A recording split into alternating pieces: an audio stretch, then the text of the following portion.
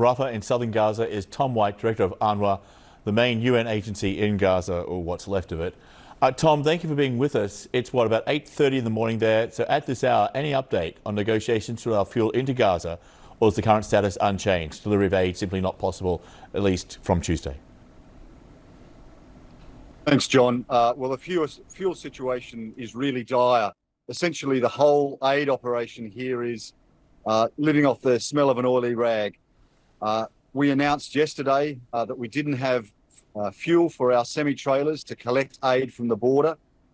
We've already had one of our main water contractors who's distributing drinking water run out of fuel. That would affect 200,000 people.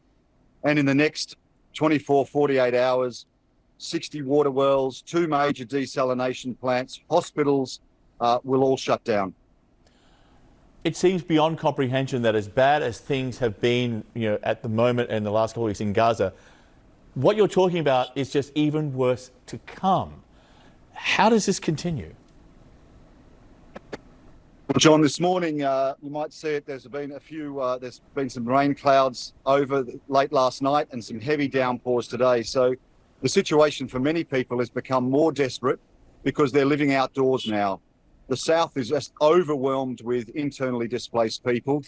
We cannot provide enough shelter for them in our schools. And so people are now sleeping on the streets. They're building lean-tos against anywhere they can find.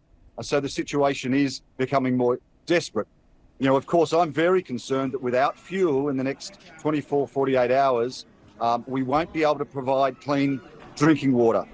And particularly with this rain, that's when we'll see the cross-contamination of water sources. And I'm very concerned that if something like cholera takes off here in southern Gaza, it will be absolutely devastating. There's a simple fix. We need fuel in Gaza so we can serve the population. Your latest situation report warns that by Thursday, communications will begin to fail when telecommunication companies run out of fuel to operate their data centers and major connection sites.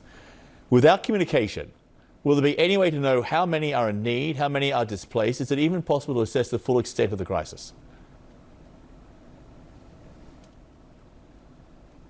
John, it's very clear that when the communications goes down here, it sends a sense of panic amongst the community because they cannot connect with family and friends.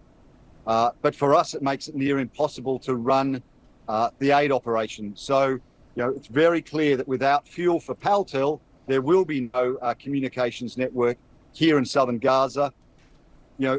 Very, very tough on the people, and effectively another contributing factor, which is bringing this aid operation to a collapse.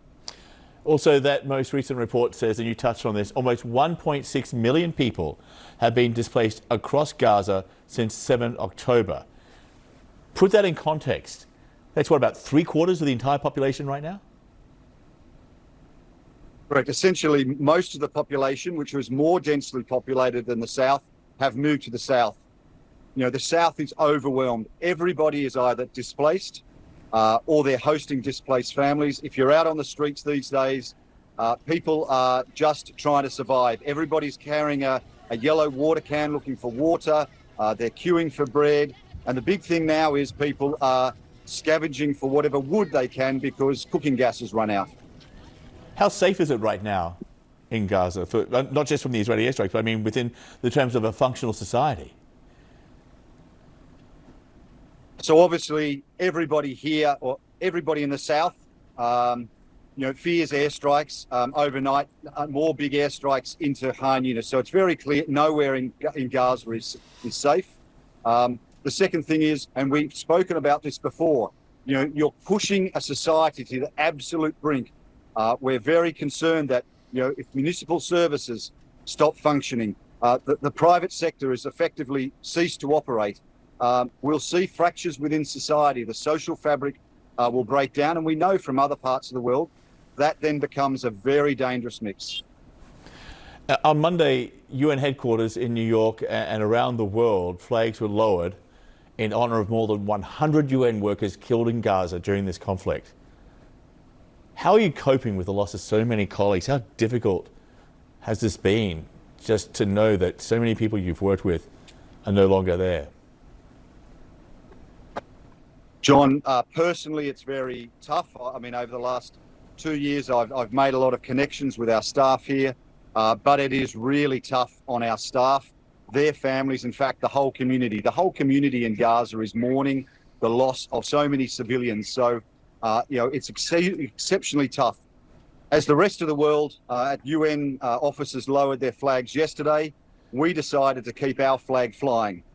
We could not afford to lower our flag at this time with, hundreds and hundreds of thousands of people seeking protection under a UN flag and relying upon the UN for their basic needs, their basic humanitarian needs. So we kept our flag flying. We're here to deliver to the people with what resources we have. Tom, thank you. Tom White, head of UNRWA in Gaza. Stay safe. Thank you. We'll take a short break. Back in a moment.